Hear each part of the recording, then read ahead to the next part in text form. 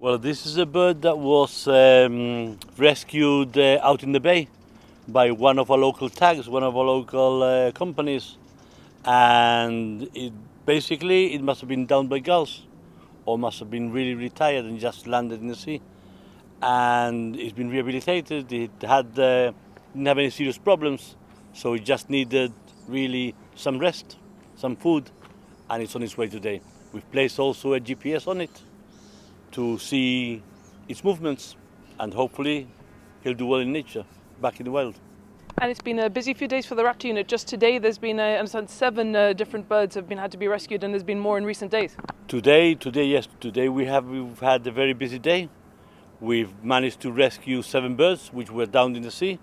It was a joint effort by the GONHS, the environmental officers, environmental unit, protection unit, and the RGP maritime section. My thanks goes to all of them, but as I said before, it was a joint effort. Also, we've had 2 eagles also rescued by a gentleman that was coming to Gibraltar in his private yacht. Those 2 eagles were also rescued, so I'm quite happy today because it's been quite a successful day for us.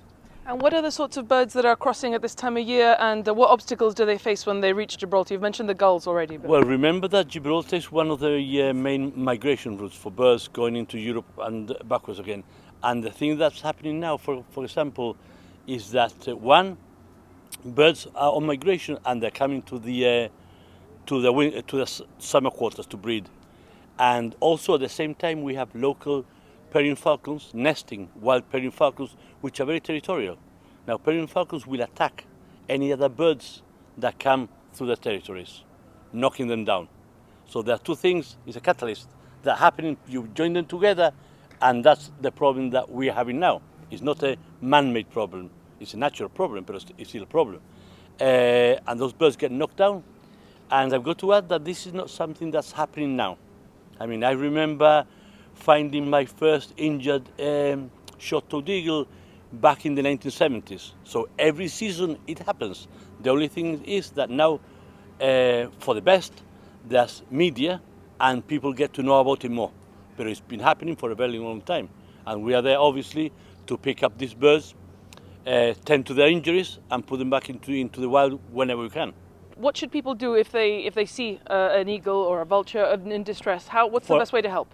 For example, if they see any large vultures just landing on a large building, just leave it there, because it's just resting.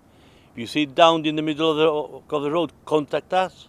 And for example, you feel confident enough to try to pick it up, just place your coat or a blanket or whatever you have available on it and try to pick it up and call us.